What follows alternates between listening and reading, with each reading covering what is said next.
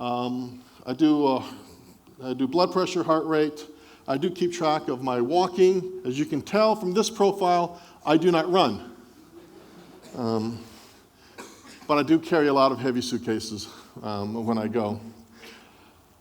I gather all this data and I analyze my life for the last 4+ years as to what I should and shouldn't be doing. I also do my weight. And as you can tell, unfortunately, I've had some family issues. I had to go back to the U.S.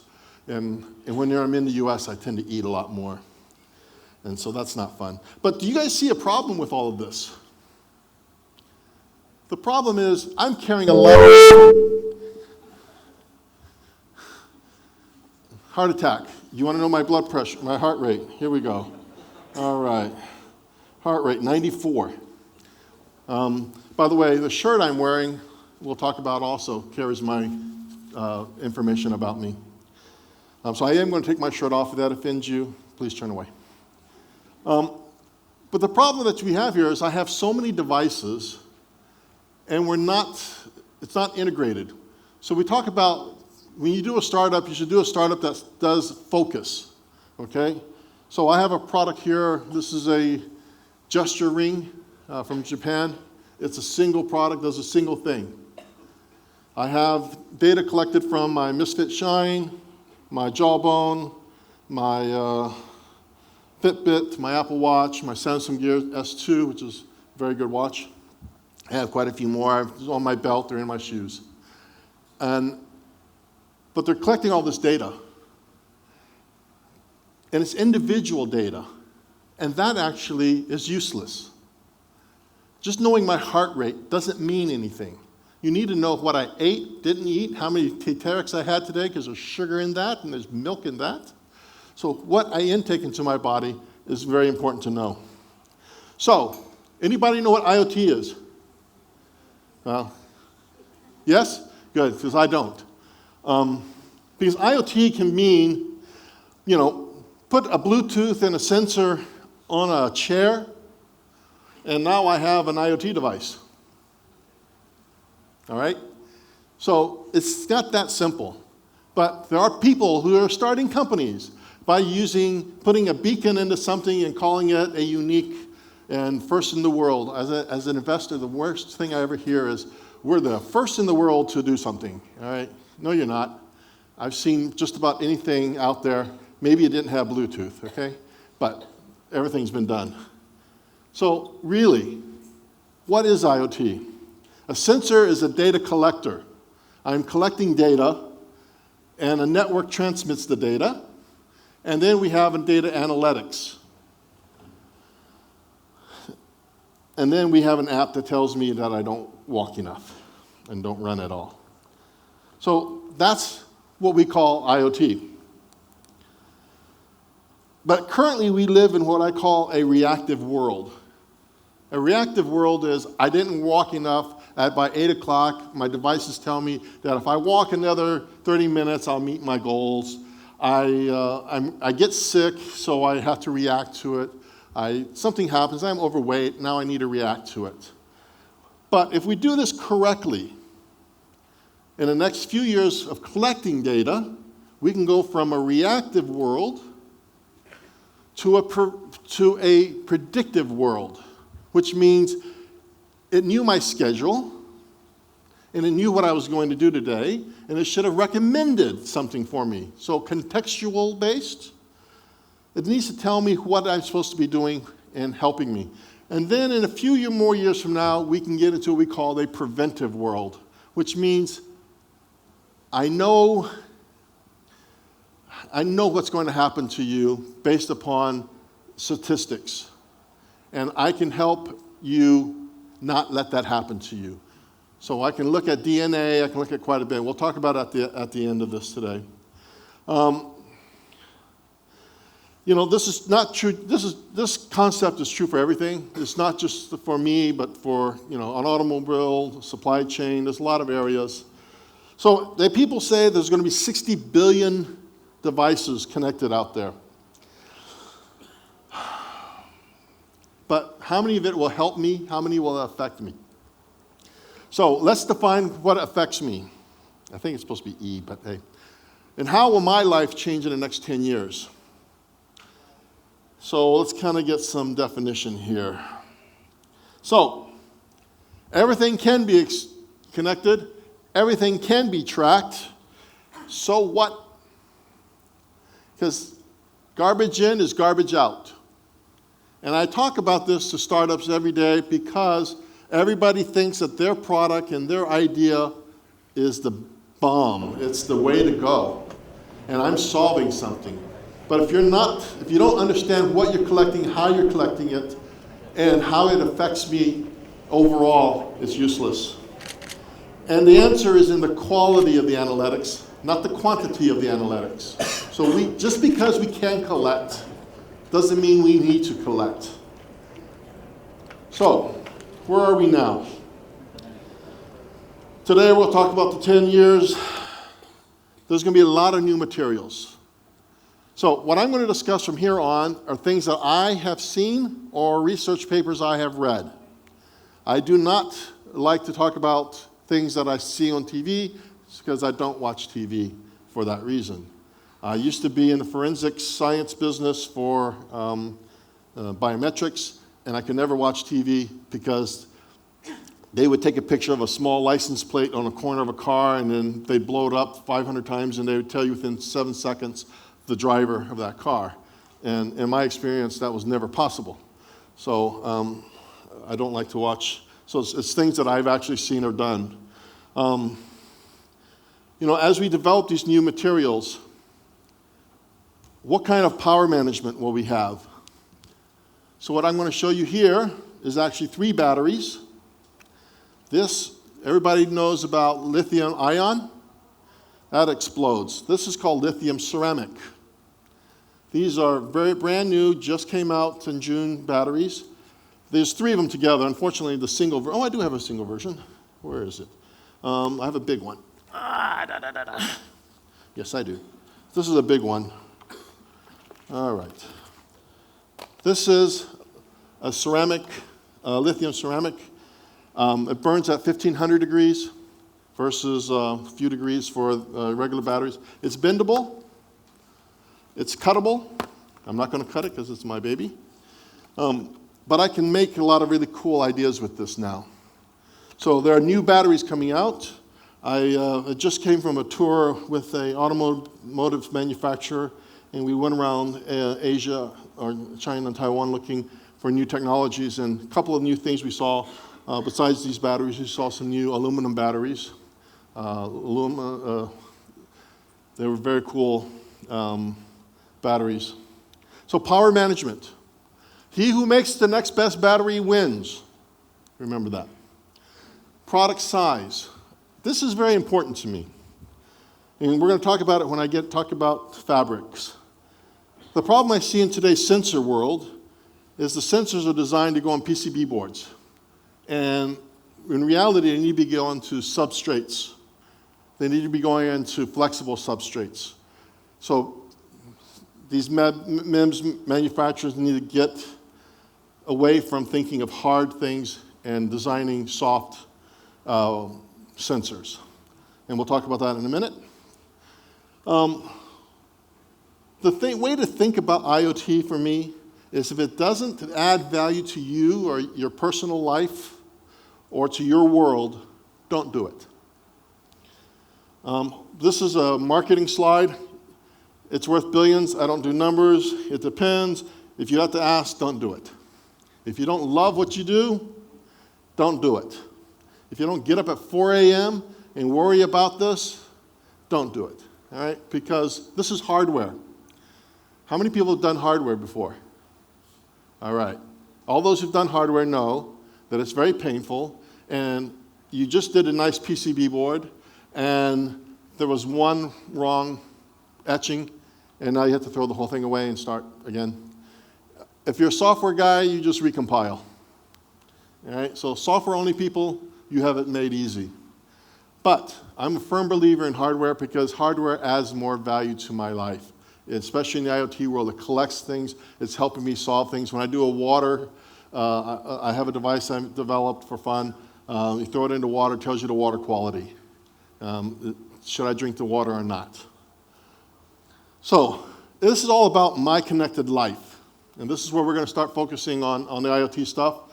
By collecting all the elements, it helps. The goal of this connected life is because I'm lazy. And more importantly, this is a topic actually, I'm a quantified software. I'm the second most connected person in the world. Chris Dancy is probably the number one guy in the world. Darcy, sorry. And when you collect all this data about yourself, and you know that, for example, I have air quality sensors in my house, I have dust sensors, I have gas sensors, and I know what's going on in my apartment. I know what goes on in my father's house in the US. I collect the data on him. But the whole goal of collecting all this data and analyzing all this data, and we'll talk about other data, is to basically allow me to change my lifestyle. Because a medical professional looks at me and goes, your heart rate right now is a little bit high. Is that normal? Oh, it's 102. That Red Bull is kicking in. All right. Now we're going to go faster. Is that right for me? If you'll find my history for the last 4 years, you'll find that 90 and above when I'm doing an event is not a problem. All right? When I wake up in the morning, it should be about 68 to 70. That's me. So what's you? And this is why I collect the data. So when I get to a doctor, he'll know what's going on in my life. Everybody asks about privacy.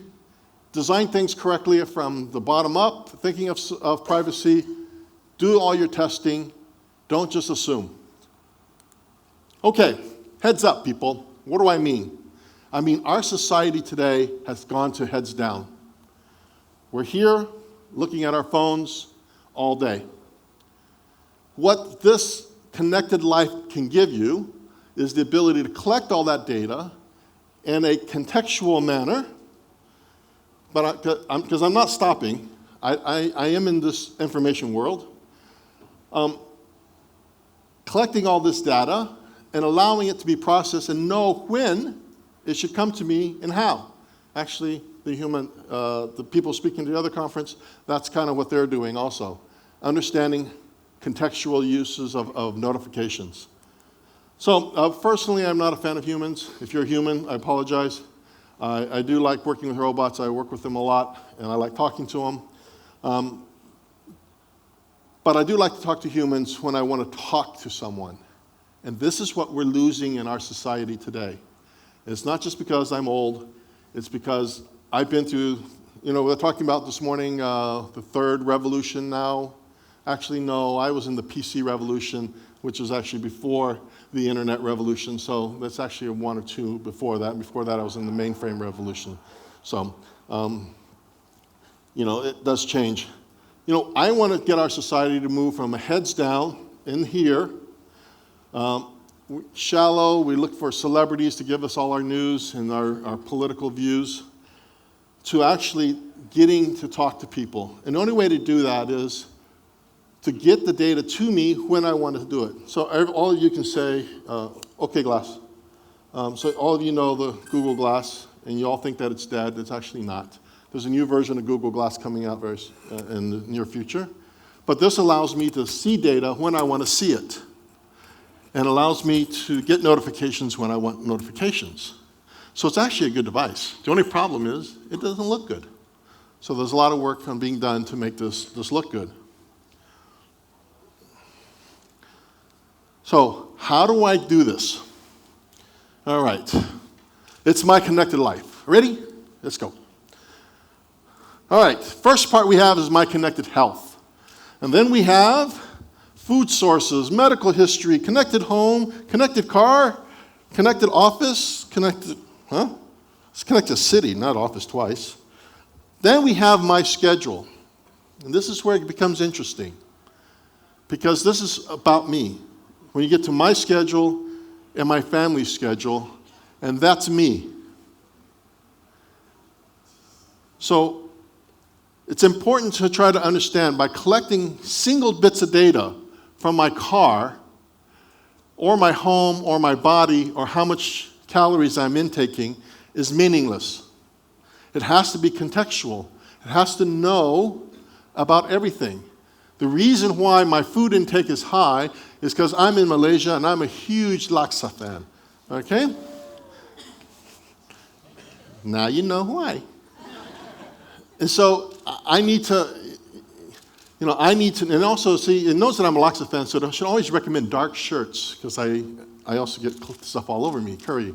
So, this is contextual. In the morning when I wake up, my system should tell me, you're on your way to Malaysia. Well, you might want to carry some dark clothes because you're going to stain them, or clothes you don't want to wear.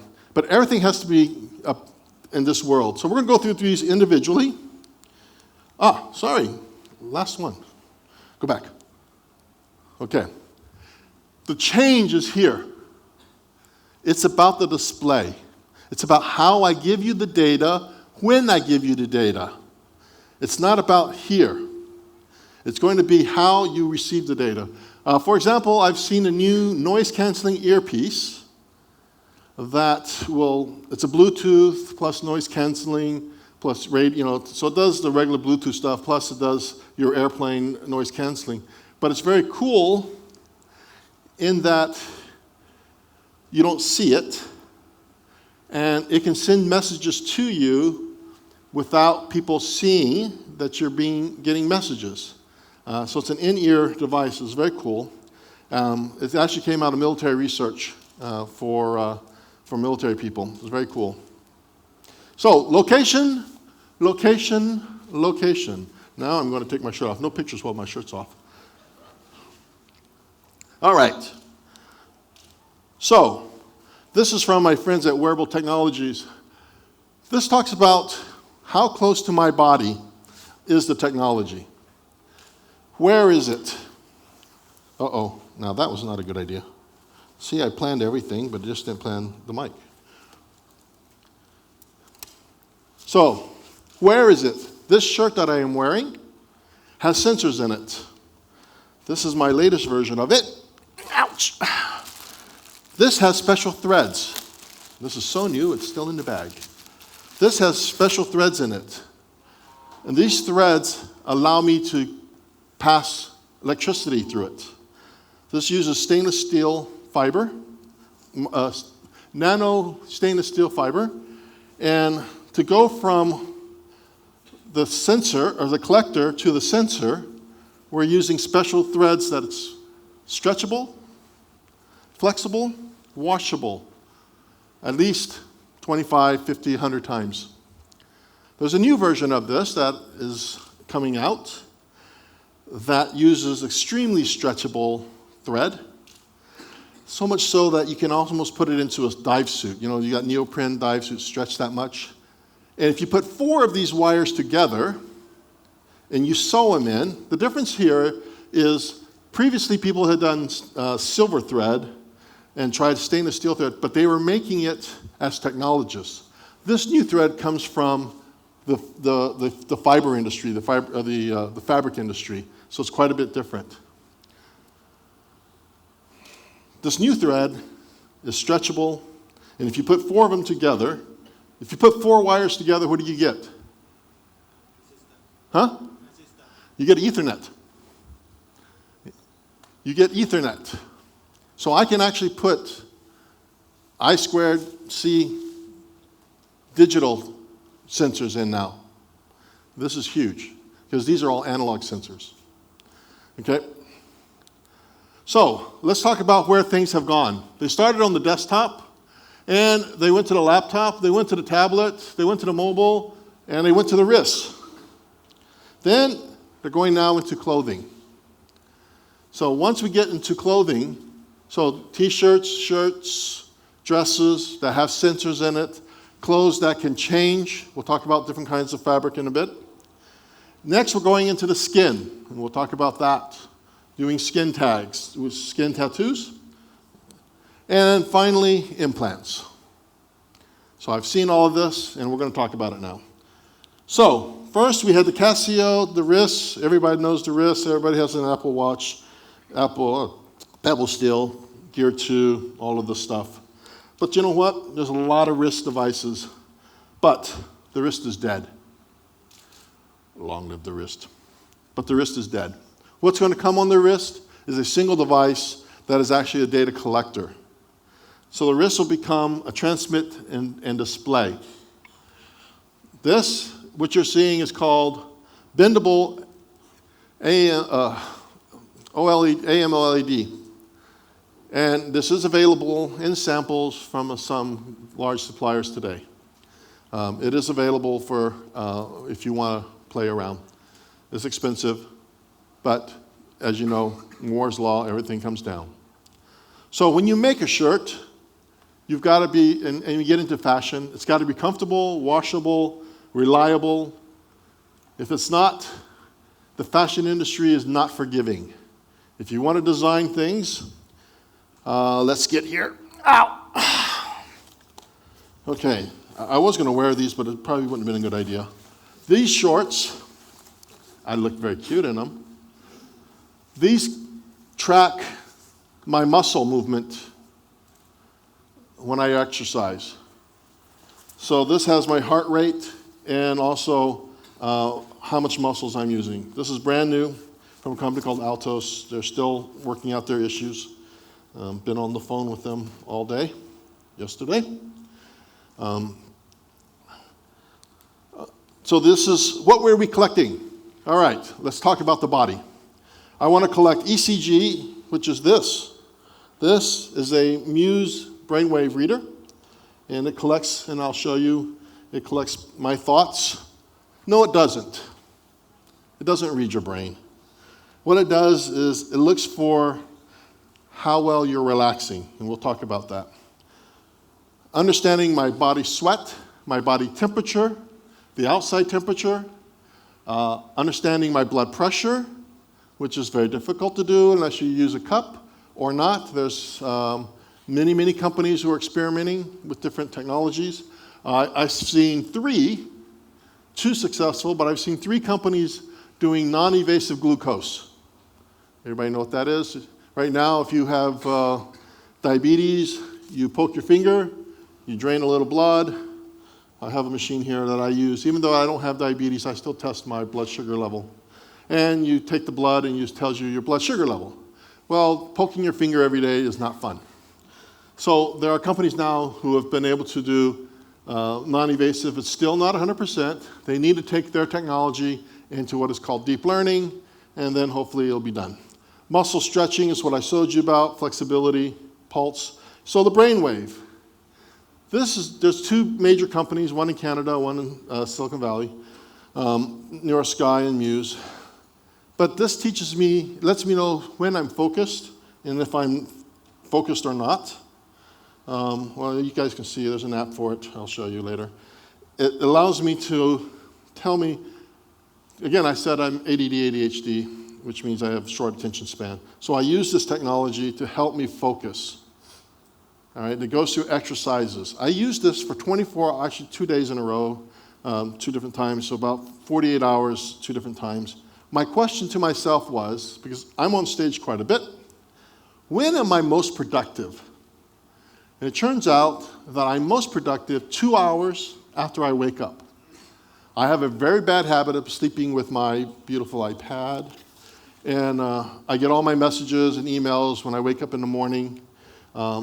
My iPhone, I get my WeChat, my Line, my WhatsApp, blah, blah, blah, Viber, and I go through those 100 different IMs, look at my Facebook, look at my Twitter, and that's what I do first thing in the morning, and then I spend about an hour and a half reading, because the stuff changes every day. So I'm not at my peak as soon as I wake up. So if I know I'm going to be on stage this late, I know I'm supposed to kind of rest my body. Unfortunately, I had to get on stage earlier, but I should have rested my body about 20 minutes prior to coming on. So the next place, after the wrists, we're going into what they called skin tattoos. Now, why? Because these are much more reliable, and they don't require batteries. Why? because your skin generates electricity, and I can use the electricity off your skin. Some of them will have some minor batteries placed in them, but you won't see it that well. This has been out for about 3 years now, 2 or 3 years. There are people testing it. There's actually a company that's called Bionic Skin. There's a company here, in the US, that is actually testing these with professional athletes. What is their collecting their heart rate. There's no battery in it, it's just a pure data collector.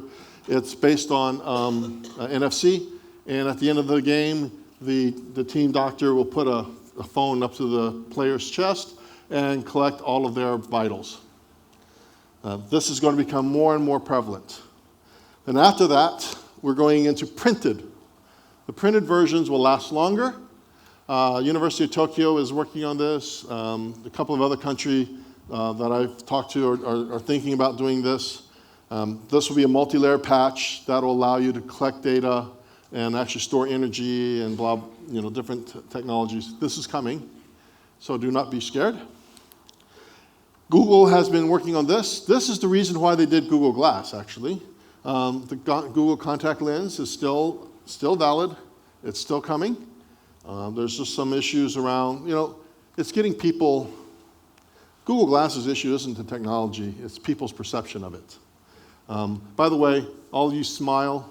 This is a narrative, takes a picture every 30 seconds, and it records my life in a blog that I watch, and gets rid of all the common pictures, but since I'm moving around a lot, it's probably taking more pictures.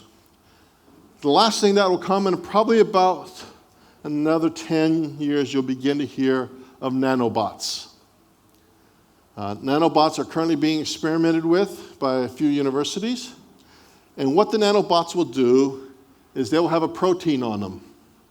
And they will open a little stent in you, and they will flood you with these nanobots. They're not necessarily a protein, but they'll have a chemical on them that will attract cholesterol, attract cancer cells. When it touches one, they will grab a hold of it, and they're programmed within 24 hours, 48 hours to exit your body. So this is being experimented on now. They're trying to get it minimized. I actually have pictures of the latest one, which is not it's not the size of a blood cell. They have to get it down to the size of a blood cell before they can really do a lot. There is work done today, and there are people being tested in large veins with this technology. And this is the newest one. Unfortunately, it's not a great picture. Okay. The other life I lead is in fashion tech. Fashion is probably one of the harder areas to be in. What you're seeing here, there's a lot of different technologies that have been tried, and most of them have failed. The reason why is people want to 3D scan your body. I have a whole 3D scanning company out of Luxembourg called Artec. Artec, you stand in front of it, 12 seconds, it scans your whole body. I've been with Artec for 14 plus years.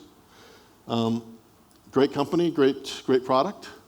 It gives you a sub-millimeter accurate body scan. From there, it can create your body. Today, they print it.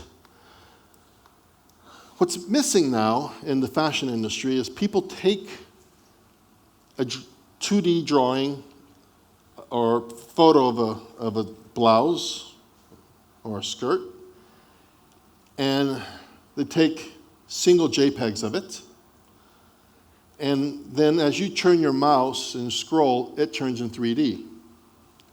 That is not 3D, because when you put that on me, my body is different. The contour of my body is different. What is missing in this business is called the science of fabric. And this is where people are researching why. What is that? When I wear silk, it falls differently. When I wear cotton, that's starched. If I wear, the 200 blend, 500 blend, different kinds of cotton, they have different reactions. And they fold on my body differently. So you have to understand, you can't just put somebody else's clothes on me. And that's what's happening in this Korean magic mirror. These people who are doing this magic mirror stuff. Now the cool stuff is this. We demonstrated last year in Beijing. This is 3D printed jewelry out of Europe. It's very cool. They've now become into 3D printing clothes. There are people working on 3D printing fabric. The secret to 3D printing fabric, in my mind, is understanding the weaving process of lace. That's the secret. Now you know. So, a lot of you say, I want to make a wearable. Okay? First of all, don't make another tracker. Make something that's going to change my life. Make something important. Don't do a follow me or me too product. Now, here's the hard part. What are you, whoops, wrong button. What market are you going to be in? There's a lot of them. Are you going to make one that does all? That's going to be a little tough. You can do different versions of it. Are you going to do one? Which one are you going to do? Are you going to do, in each of these segments, okay, each of these market segments have sub-segments. For example, is it a medical grade heart rate monitor or a consumer grade? Huge difference. I have here somewhere my medical grade electronic stethoscope. It's in here somewhere. Here it is. Nope. I have an electronic stethoscope in here. It's very cool. So is it medical grade? If it's medical grade in the US, in Europe, you need certification. You need FDA. And that takes time and money. So where's the future of wearables? It's about the data. How much time do I have left? Oh, it's about the data. From collection to prediction. All right?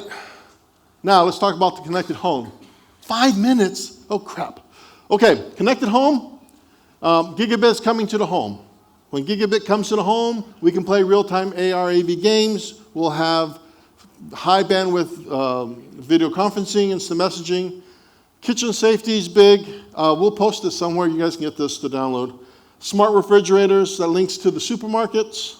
I've seen this in Korea. They're still working on this. Recipe, this is a company out of Ireland that does really cool recipe suggestions. Bendable, flexible, edgeless, 8K clear TVs are coming. I want to show you the coolest product I've seen in a while. That is a 3D printed control for your existing stove. But inside is an accelerometer and Bluetooth, which means you turned it on and you left, and it warns you. Okay?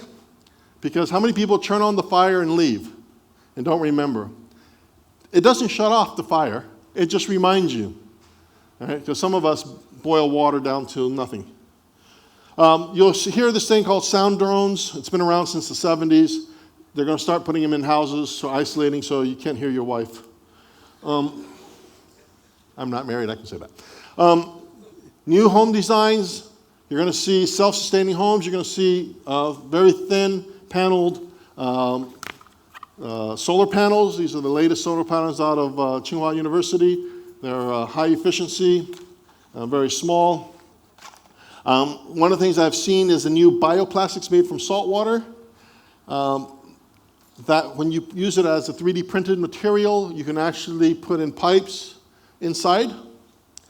You're going to start to see a new concept of buying a house with no interior walls, and you'll be buying 3D printed walls that are thin, insulated, removable, because all the toiletry, the reason why we have existing rooms is we need to know how the water comes in and how the water goes out.